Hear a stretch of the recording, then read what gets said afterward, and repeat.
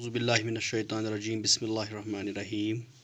Dear students, this is class 10th, subject English, and our lesson is the sermon at Banaras. We are going to do the exercise. Today we will do the writing work. You will open your book at page number 44, the writing work.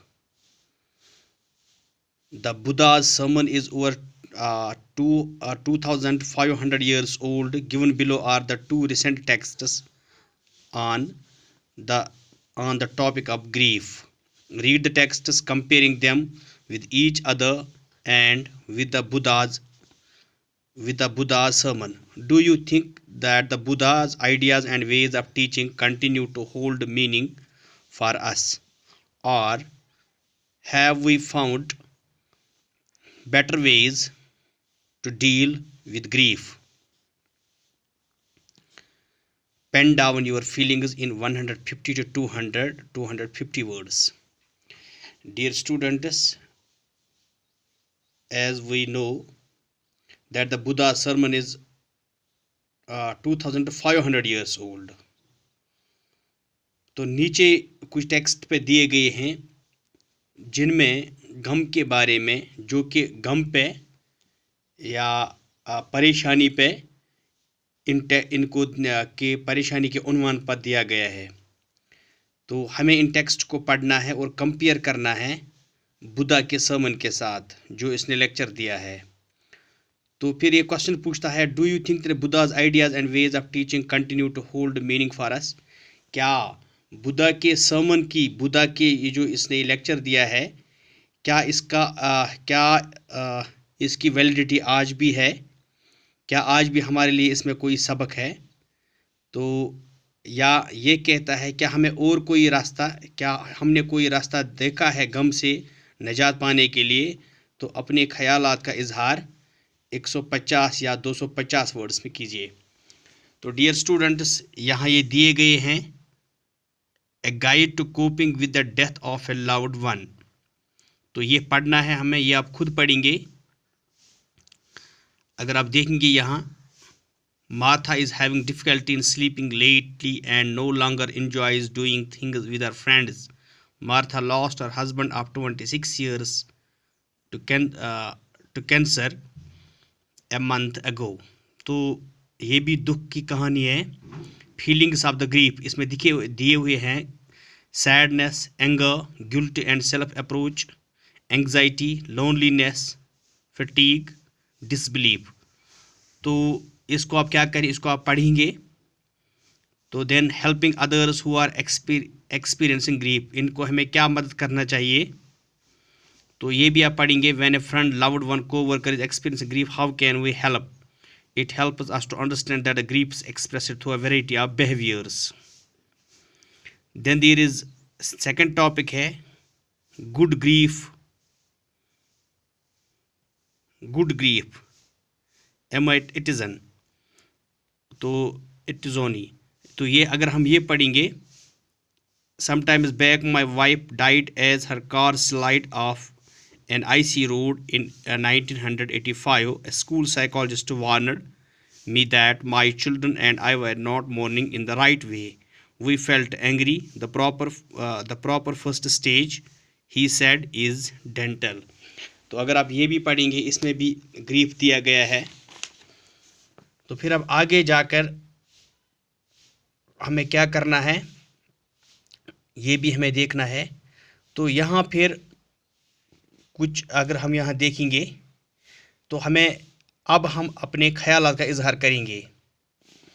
तो dear students, मैंने उस पर एक note बनाया है, अगर आप देखेंगे, do you think that Buddha's ideas, ये क्वेश्चन वही है। आंसर इसका इस तरह आएगा, death is a reality, one is born, one has to taste death. Some die young, some die in old age. There are instances when we have seen very young men, boys and girls, young and old women leaving this world. तो dear students, आपने देखा है मौत का प्याला हर एक को पीना है। हमने देखा है हमने देखा कि कितने जवान मर्द, औरतें, बच्चे मौत का शिकार हो रहे हैं। There are mothers and fathers losing their sons and daughters. तो कुछ माँ बाप अपने प्यारे बच्चों को खो रहे हैं, बेटियों को, बेटों को। Young boys and girls losing their parents. जवान लड़के और लड़कियां अपने बाप को खो रहे हैं। Women losing their husbands. Even की औरतें अपने शौहरों को खो रहे हैं मौत की वजह से। तो death brings in its trial sadness. तो ये डेथ क्या लाता है? गम लाता है, परेशानी लाती है, डिप्रेशन लाता है, लोनली, अकेलापन, anxiety. Death brings separation of a person with home he she has been living. तो डेथ जो है ये अलहदा करता है एक इंसान को जो किसी दूसरे इंसान के एक इंसान को इसके फैमिली मेम्बर से अलग करता है। What ever it is, death sets in the pangs of separation. तो डेथ जो है इंसान को जुदाई का शिकार करता है। Nobody can escape death. तो लेकिन मौत से कोई भाग भी नहीं सकता है, because everybody has to taste the death. The best thing is to care for the ailing, for the old and for the weak. तो इसका जो अगर हम सोल्यूशन देखेंगे, बेस्ट वे क्या है, तो हमें जो बीमार है इनकी तीमारदारी करनी, इनका ख्याल रखना है, बूढ़े लोगों का ख्याल रखना है, कमज़ोरों का ख्याल रखना है। One should behave very reasonably and carefully. तो इनके साथ हमें अच्छा बर्ताव करना चाहिए। Buddha's approach is the real approach. Buddha का जो अप्रोच यहाँ है, जो इसने किस्सा गौतमी को बताया, जो उसको सिखाया, वही हकीकी मानों में अच्छा अप्रोच है। वन मस्ट नॉट ग्रीव और क्राई ए लेमेंट। तो इंसान को हमेशा के लिए गम में नहीं रहना चाहिए, चिल्लाना नहीं चाहिए, मातम ज़दा नहीं रहना चाहिए, बल्कि but feel one with what happens. लेकिन जो सिचुएशन होगी उसी के साथ रहना है। We have to be careful and loveful towards all and must carry out our responsibilities and leave everything to God. तो हमें हर एक चीज़ अल्लाह पे छोड़ना चाहिए और अपनी जिम्मेदारियों को निभाना चाहिए। We should remember that God is never unjust. Allah कभी हमारे सब नाइंसाफ़ी नहीं करता है।